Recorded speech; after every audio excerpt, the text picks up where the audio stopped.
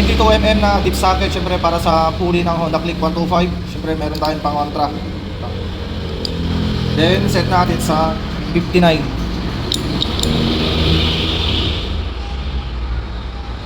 Yan.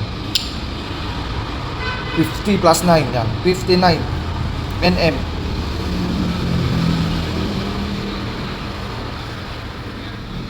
Gamit natin na torque wrenches 1/2 drive na 40 to 200 Nm.